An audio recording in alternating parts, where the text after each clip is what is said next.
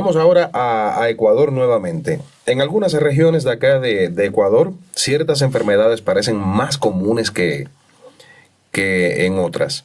¿Existen mapas genéticos locales en Ecuador que expliquen la distribución de enfermedades hereditarias? ¿La genética puede ayudar en políticas públicas de salud? Bueno, no hay un mapa, digamos, moderno de este tema. El mejor diagnóstico que se hizo sobre la situación genético-hereditaria del Ecuador fue la misión Manuel Espejo, que, digamos, censó 294.680, creo que son, individuos con discapacidades.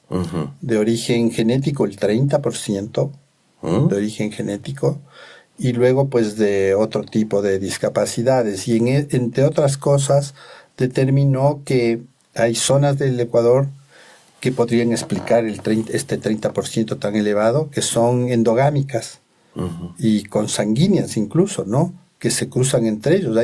Hay un porcentaje hasta el 30% de poblaciones que se mezclan solo entre ellos, solo entre ellos.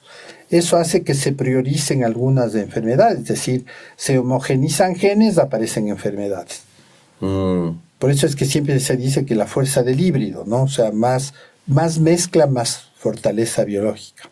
Si tú te cruzas solo entre los tuyos y entre los tuyos, primero tiene riesgo de que aparezcan más enfermedades, y la homogenización de los genes te predispone a desaparición. Las especies que son muy homogéneas, por ejemplo los cóndores, los guepardos y tantas otras, son súper próximas, entonces no tienen variabilidad genética y están condenadas a desaparecer, excepto que aparezca una variabilidad genética, pero todos son parientes. Los guepardos todos son igual, son hermanos, digamos así, o primos. Entonces no hay variedad.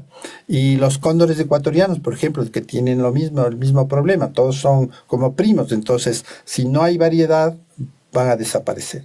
Por eso es que hay que tener planes de, justo genéticamente hablando, de que esto no ocurra.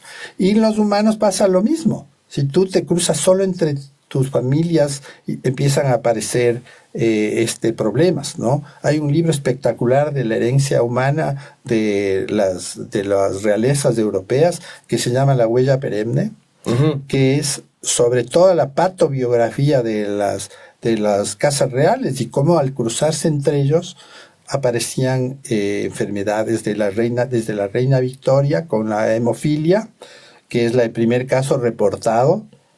Yo creo que no es el único, sino que simplemente se reportó de la reina, pero ¿de dónde venía eso? Debe haber otras mutaciones que no están descritas. Pero, digamos, siempre se dice, origen de la hemofilia, ahí. Pero lo interesante de eso es cómo surge todos estos, digamos, patologías por los cruces siempre entre ellos, ¿no? Entonces, eso hace ver lo importante de lo que debe ser la variabilidad. Y en relación a enfermedades, por supuesto, si yo ya tengo hecho un mapa, un cuadro de lo que tengo que hacer, tengo que invertir en un centro de genética porque el 30% de mis discapacidades son de origen genético. Y tengo otros 30 de accidentes. Y entonces tengo que tener una política pública sobre el tema de accidentes. Y luego así hay otros tipos de discapacidades que ya son de malformaciones congénitas o de accidentes mismo que he dicho, o hay otras causas de enfermedades infecciosas también, y todo esto que la Manuel Espejo determinó. Lástima que ese proyecto, que era muy interesante desde la perspectiva de salud pública, no hablo de política, era súper interesante para poder mantener un control de lo que estaba ocurriendo con las discapacidades en el Ecuador, que son 2.3%. O sea, es elevado, ¿no? Es alto. Y no hay una política sobre este tema. no hay una campaña de prevención, no hay campaña de diagnóstico prenatal para determinar qué pasa, no hay una aceptación de la interrupción de embarazo por problemas malformativos y genéticos. Entonces sí hay una cuestión que todavía debemos reverla para poder plantear una política pública con lógica que parte de los estudios que ya existen. Entonces, primera cosa, lo de la discapacidad, y luego aparece el centro especializado en genética médica que funciona pataleando porque no hay la política para apoyarle directamente y que concentre las enfermedades raras, las enfermedades genéticas, las discapacidades genéticas, la prueba del pie derecho para determinar los errores congénitos de nacimiento, metabólicos. Entonces, sí, la política pública tiene que partir de los datos. Entonces, cada vez tenemos mejores datos, pero no completos. Hay una lista de enfermedades raras que nadie sabe de dónde salió. 106 de las 10.000 que hay. Entonces, ¿por qué 106? ¿Por qué no 7 o 500? Entonces, claro, es porque no hay una estadística confiable. Claro. Además, con un criterio ahora súper absurdo de que las estadísticas son confidenciales. No puedes sacar a la luz porque compromete el trabajo del Estado, ¿no? Si tengo estadísticas que me están diciendo aquí están sus deficiencias, entonces hay como somos como un poco cómplices de lo que está haciendo mal. Entonces no puedes acceder a datos porque hay una complicidad de ocultar información. Entonces tú quieres hacer un estudio realmente de lo que está ocurriendo con el tema genético y no tienes acceso. Claro. Entonces sí es un problema porque no tenemos cifras reales y las políticas públicas empiezan a ser las típicas, las que has venido manteniendo, programa de vacunación, que es súper importante, que también ha bajado por el tema de desfinanciamientos, el programa de control materno-infantil, el programa de desnutrición, y tienes que poner el programa de enfermedades genéticas, porque tienes 30% de discapacidades por enfermedades genéticas, pero no hay. Hay un registro de malformaciones congénitas que se está llevando a cabo en el ministerio, y dices, qué bien, pero de malformaciones congénitas, que claro, pueden ser detectadas a través de sonografías hasta el 90% en el embarazo. Y ahí podrías tener una política de interrupción de embarazo voluntario, bien ético, con una visión moderna de que las parejas puedan decidir cuándo y cuántos hijos tener, que vuelves a ese derecho que hemos peleado tanto. Me haces pensar que si algún día yo fuese, que no lo voy a hacer nunca, ministro de Salud, mis principales aliados tendrían que ser genetistas. Porque con todo lo que yo he aprendido contigo, esta no es la primera entrevista. Aquí en el canal pueden ver otras entrevistas que le he hecho a nuestro amigo César. Con todo lo que he aprendido de ti, y obviamente en la actualidad tener a un genetista cerca te da muchas respuestas a lo que está pasando en cuestiones de salud en cualquier país. Así es, en cualquier época, es el momento de la genética. Así es. César, ya no es ciencia ficción. La edición genética como CRISPR permite cambiar el ADN humano. Estamos cerca de poder eliminar las características físicas, cognitivas o emocionales de nuestros hijos. ¿Es posible o es éticamente peligroso? Bueno, la técnica CRISPR demostró que sí es posible. Eliminar información mala y poner buena. Eso nos ha enfrentado a que hay enfermedades candidatas para empezar a trabajar con esto, sobre todo las que son de un solo gen, ¿no? Las que se llaman monogénicas. ¿Por qué? Porque puedo solo quitar un gen o una porción del gen que esté dañado, porque los genes no es que se daña todo el gen tiene fragmentos. Entonces puede estar dañado un fragmento y eso altera toda la lectura del gen, ¿no? Entonces yo puedo con mucha más facilidad detectar el fragmento dañado y cambiar ese fragmento dañado. O cambiar el gen. Entonces dices, eso ya está presente, ya se ha intentado en algunas enfermedades, han sido noticias en el mundo, Y digamos, sí hay esa opción. Tenemos todavía problemas de entendimiento de si yo hago esta técnica, qué riesgos puedo tener. Entonces, ya nacieron dos niñas que se hizo manipulación genética con CRISPR y se seleccionaron embriones, etcétera, para poder tener niñas sanas. Pero ¿qué ocurre ahí? Todavía tenemos que seguir, cómo va el desarrollo, ¿no? Porque vaya a ocurrir que nos pase como pasó con la oveja Dolly. Uh-huh. Que se le clonó y decíamos ya todos, qué bien, ya hay clonación somática, saco una célula de la piel y tengo un individuo igual. Resulta que fue una tragedia porque la oveja Dolly se degeneró, le dio artritis, artrosis, problemas internos viscerales y tuvieron que sacrificarla. Entonces, esa parte de la historia de lo que va a ocurrir es la que tenemos que ir evaluando, porque la técnica ya está.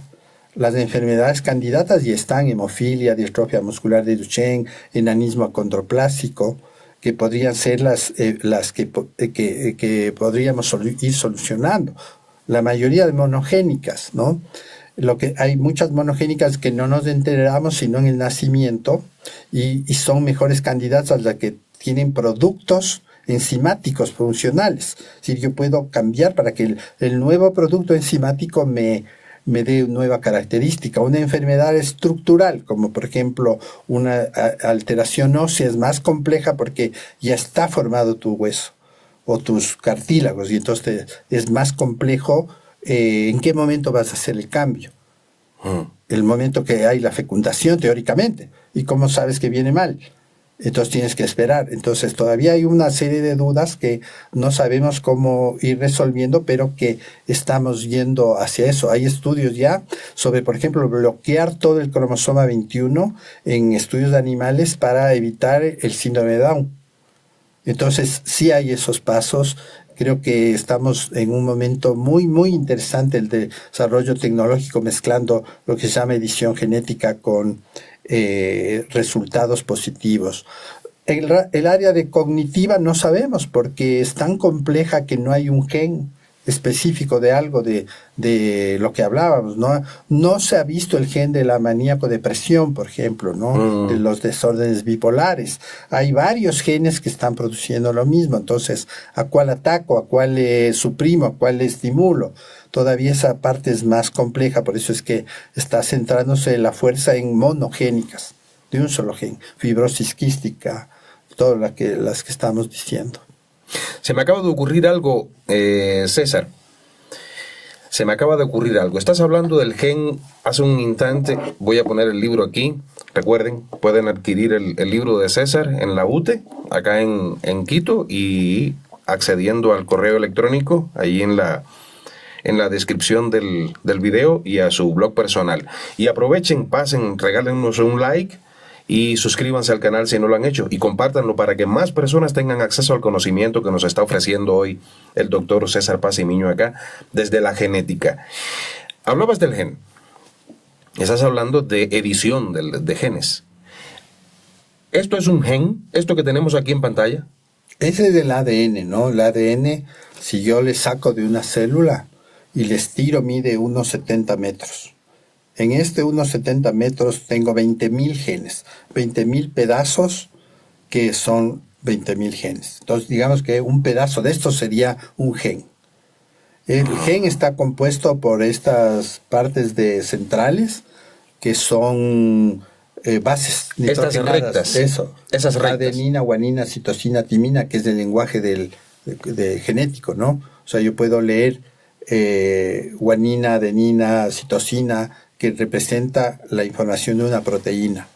Entonces estamos construidos de 20.000 genes y parecería que unas 60.000 proteínas. O sea, un mismo gen puede crear varias proteínas. Entonces, todo eso son cosas muy, muy curiosas. Yo puedo tener el lenguaje completo de la vida, de esta guanina, adenina, citosina, timina, y eso es lo que se llama el genoma. Es el descifrar el genoma, es decir, cómo están compuestas mis 3 millones de letras químicas, 3 billones de letras químicas. Entonces ese es el lenguaje. Y cada porción de estas me da una característica. que es la expresión del gen a través de proteínas. Nosotros somos proteínas estructuradas, por eso somos tridimensionales y todo lo que somos los seres. Entonces, pero eso está a base del ADN. Yo siempre digo que somos un capricho del ADN, o sea, lo que somos, claro, cómo nos vemos. Claro. Entonces, eso es la imagen del ADN como se tiene postulado y demostrado que es así, una doble cadena con estas partes centrales donde está la información real. Y estas cadenas laterales le protegen a la información central para que no se mute, para que no cambie. O sea que un gen podría ser la unión... Un pedazo. ¿Un gen? Es un pedazo del ADN. Un pedazo del ADN. Que y está en compuesto... el gen está la información que te hace que te produzca una proteína. Y la proteína se organiza para tener una característica especial, puede ser, digamos así, para hígado, para riñón, para cerebro. Eso es lo que comanda el gen. Complicadísimo, pero súper interesante. O sea, no es complicado en realidad, pero bueno. No es complicado para ti. Vamos a un tema escabroso, César. En países como Estados Unidos o China se usan bancos de ADN para resolver crímenes, pero también se han usado para controlar poblaciones. ¿Qué peligros existen en que gobiernos o empresas tengan acceso masivo a nuestro ADN? A nuestro ADN. ¿Dónde está el límite entre ciencia y vigilancia? Bueno, pienso que el límite debe ser el límite ético de las pruebas, ¿no? O sea, tú haces una prueba para obtener un beneficio para el individuo que te donó o hiciste la prueba. ¿Cuál es el beneficio? Para mí está concentrado en el beneficio de bienestar y de salud. Si tú usas el ADN para hacer bancos de datos de criminales, me parece que es muy lógico para defensa de la convivencia social pacífica, digamos así, ¿no?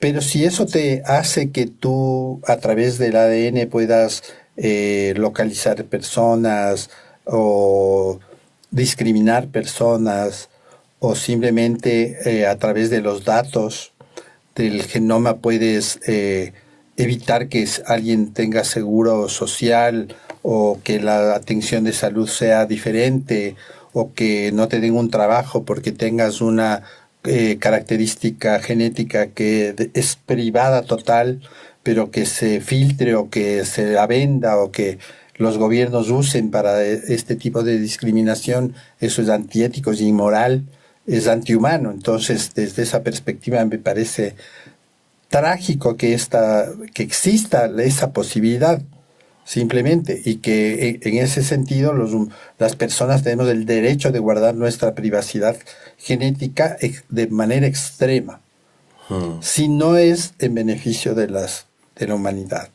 En eso sí también hay que ser un poco cuidadoso porque, claro, cuando tú haces estudios poblacionales de genes con la visión de entendamos qué nos está pasando con las enfermedades genéticas en el Ecuador, lo primero que se dice es que la información genética es privada. Por supuesto que es privada. Tu información genética es privada. Pero si eso a mí me sirve como un dato estadístico para plantear una política pública sobre la realidad genética de los ecuatorianos, a qué enfermedad soy más propenso, a qué soy más resistente, tengo la obligación pública de decir, sin revelar tus datos, de cómo es esa composición y a través de eso beneficiar a la sociedad. En ese sentido es legítimo. Claro. Más bien es importantísimo que se pueda hacer eso, ¿no? El rato que tú hablas de poder usar esa información para beneficios privados, económicos, empresariales, dices, eso es otra cosa. O sea, si hay un beneficio empresarial de negocio, deberían repartirnos a todos, porque el ADN es mío. Claro. Pero eso no ocurre, entonces se centra en un negocio particular. Ya ni privado, sino particular. Y el rato que es particular, estás violando el derecho privado.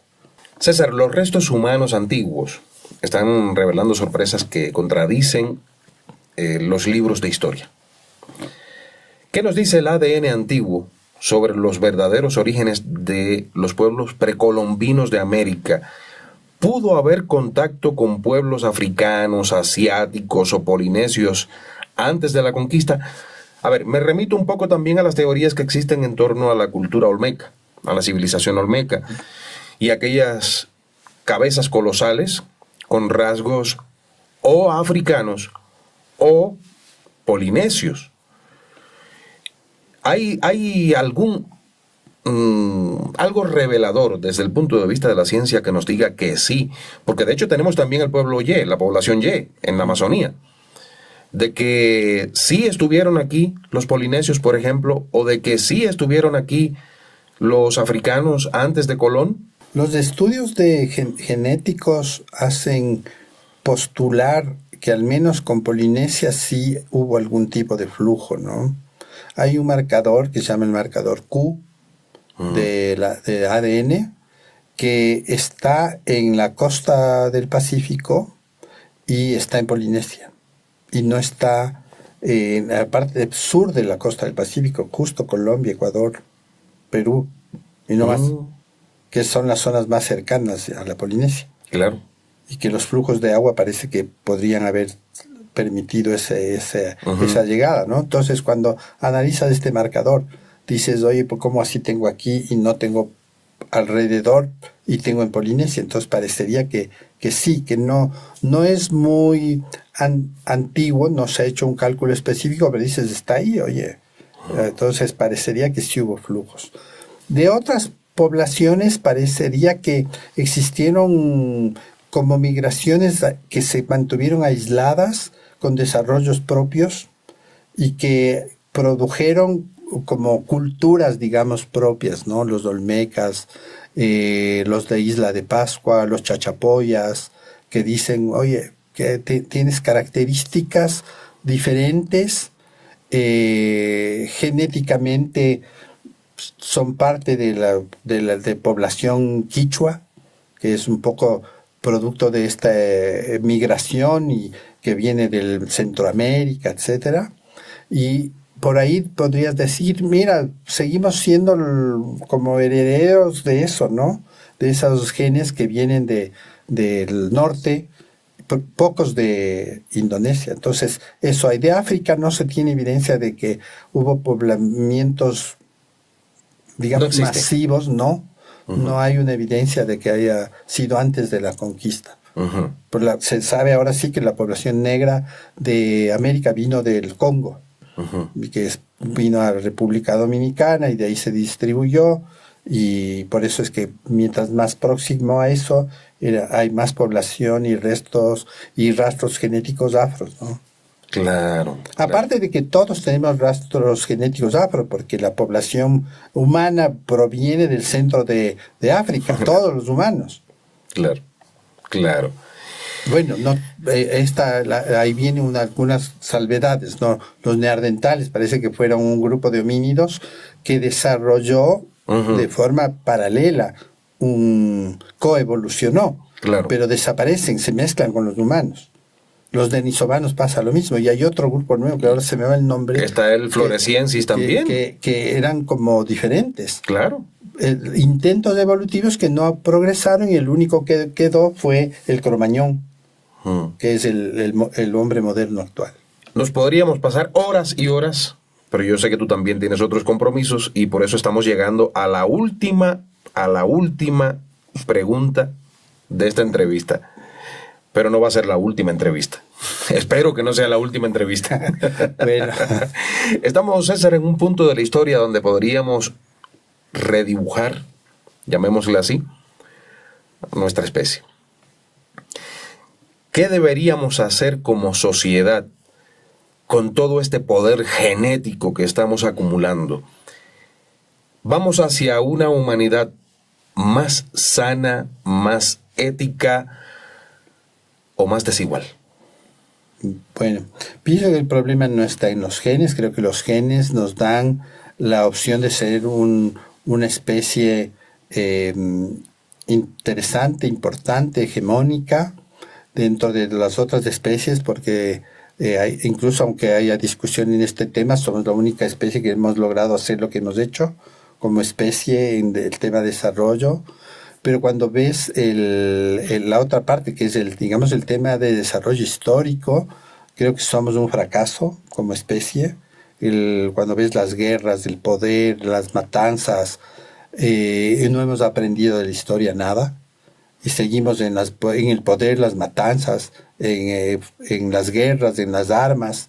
Entonces dices, yo a veces pienso, digo, somos una especie fracasada. El Homo sapiens, hasta ahí nos quedamos, porque la nueva clasificación es Homo sapiens sapiens, el hombre que sabe que sabe. Pero el siguiente sabe, dices, no, parece que no hemos aprendido nada de la historia y seguimos repitiendo el mismo comportamiento histórico de la agresión, de la invasión, del desastre, de la desigualdad. O sea, imagínate que si me cuesta $15,000 por hora un vuelo de avión y eso no gana una persona en un año, entonces dices, algo está pasando mal. Es la estructura de este Homo sapiens sapiens que está mal por la estructura social histórica, ¿no? Entonces, como hemos dicho, no hay genes del poder, de la codicia, de la riqueza, de la pobreza, es la estructura. Entonces, mientras yo mantengo una estructura como esta, vamos a tener estas diferencias que van en detrimento de la propia especie. Entonces, los genes podemos tener perfectos, pero si tenemos una estructura ambiental en que privilegie una serie de circunstancias no genéticas, vamos a tener los desastres que hemos tenido en la humanidad, ¿no? Entonces, si es que no hay el gen de la esclavitud, pero si es que alguien quiere someter a otro a través de la fuerza, probablemente resurjamos a la esclavitud. O la esclavitud era muy interesante porque me permitía yo acumular más riqueza en función del trabajo de otro. Entonces, todas esas cuestiones que, claro, tú dices, no es política, es humanidad, es humanismo puro. O sea, el humanismo de la equidad, de la justicia, de la redistribución similar, que eran principios incas, redistribución,